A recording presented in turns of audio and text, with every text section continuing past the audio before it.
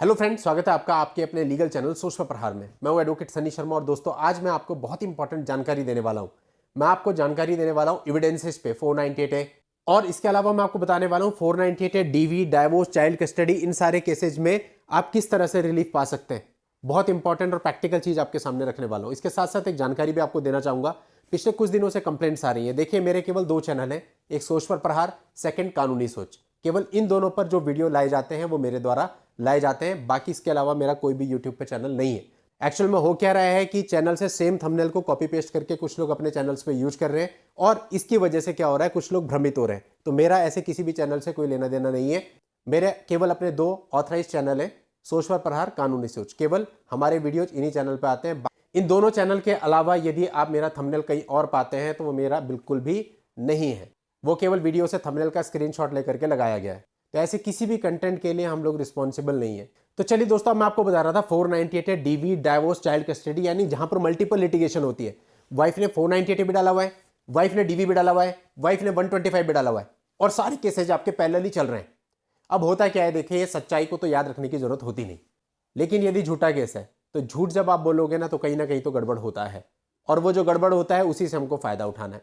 मेरे कुछ केसेज में भी ऐसा हुआ है जहां पे लड़की ने एक केस में दहेज बताया कि इतना तोला सोना दिया, दूसरे केस में वो तोला अलग हो गया, मतलब यहाँ पे था 10 तोला, वहाँ हो गया 20 तोला। अब वो जो तोला है वो ही हमें बाहर निकालेगा।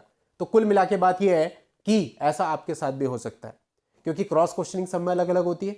498 में क्रॉस क्वेश्चनिंग अलग होगी, डीवी में अलग होगी, 125 में अलग होगी, डाइवोर्स में अलग होगी, चाइल्ड कस्टडी में अलग होगी।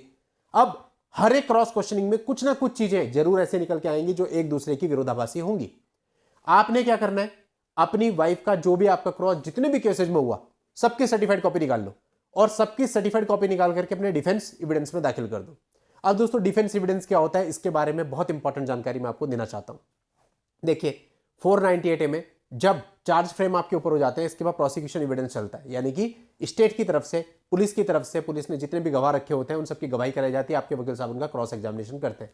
जब वो पार्ट आपका पूरा खत्म हो जाता है उसके बाद बारी आती है डिफेंस एविडेंस की। क्या आप अपने बचाव में कोई साक्ष्य देना चाहते हैं? यस, देना चाहते हैं। अब यहां पे मैं आपको अपने एक्सपीरियंस से कुछ सजेशंस दूंगा।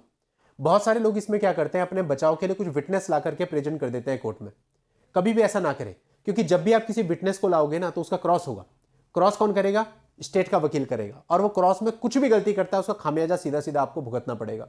और कोई भी लेमैन इतना ज्यादा वो नहीं होता है कि वो क्रॉस में बिल्कुल कुछ भी ना गलत बोले, उसे पता भी नहीं चलेगा लेकिन गलत बोल देगा। इंटेंशनली नहीं, लेकिन सामने वाला वकील निकाल लेगा। और क्रिमिनल मामला है, कुछ भी गलत निकल गया तो आप फंसते हैं।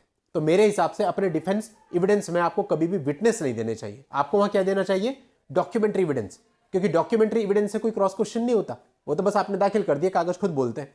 तो आपने क्या करना है, जितने भी केसेज आपके चल रहे थे उन सारे केसेज में जो भी क्रॉस क्वेश्चनिंग की गई है उन सबकी सर्टिफाइड कॉपीज निकाल लो। अब आपके पास सारी सर्टिफाइड कॉपीज आ गई। अब सारी की सारी सर्टिफाइड कॉपीज को लिस्ट बना करके, इंडेक्स बना करके अपने डिफेंस एविडेंस में दाखिल कर दो 498 में। अब इनमें कहीं ना कहीं कुछ ना कुछ जरूर आपको मिलेगा, 100% मिलेगा। आप देखना, ध्यान से देखना पड़ेगा, बारीकी से देखना पड़ेगा। कुछ ना कुछ जरूर ऐसा मिलेगा कि आपको फायदा मिलेगा अपने आर्ग्यूमेंट में, क्योंकि डिफेंस एविडेंस के बाद बयान मुजरिम होते हैं और बयान मुजरिम के बाद आपके आर्ग्यूमेंट्स ही होते हैं। तो उन आर्ग्यूमेंट्स में आप उसका फायदा उठा सकते हो। इसी प्रकार से जो आपके अन्य केस है, डीवी का केस है, डीवी के केस में भी अपने डिफेंस एविडेंस में सारे के सारे क्रॉस लगा दो, चाहे वो 498 का हो, चाहे कोई भी हो, कोई भी हो, कोई भी हो। इसी तरह से बाकी सारे केसेज में भी लगा दो। जब आप ये सारे क्रॉसेज एक जगह लेकर के आओगे और आप उस पर डीप स्टडी करोगे तो आपको कुछ ना कुछ ऐसा मिल जाएगा कि आप आर्ग्यूमेंट में कोर्ट को कन्विंस कर सकते हो। दोस्तों, बहुत ही इंपॉर्टेंट चीज है, मैं हर केस में ऐसे ही करता हूं। आज मैंने बिल्कुल आपको अपना सीक्रेट बताया, ये समझ लीजिए। मैं ये नहीं देखता मेरे काम की चीज है या नहीं है, मैं पहले सर्टिफाइड निकालता हूं, डाल देता हूं, उसके बाद देखता हूं मेरे काम की चीज है या नहीं। तो दोस्तों, इसी तरह से अगर आप भी चलेंगे तो आपको बहुत सारे मामलों में फायदा मिल सकता है। मैं अपने एक्सपीरियंस से बता रहा हूं, मुझे तो हर मामले में ऑलमोस्ट फायदा मिलता है इस चीज का। तो आप ऐसा कर सकते हैं और ऐसा करके आप ये झूठे केस करने वालों का जो ताना बाना है इसको उधेड़ सकते हैं। चलिए दोस्तों, आज के इस वीडियो में इतना ही। उम्मीद करता हूं आपको इस वीडियो से काफी हेल्प मिली होगी। नेक्स्ट वीडियो में नई जानकारी के साथ मैं आपसे फिर मिलता हूं। तब तक के लिए goodbye and thank you for watching. Take care.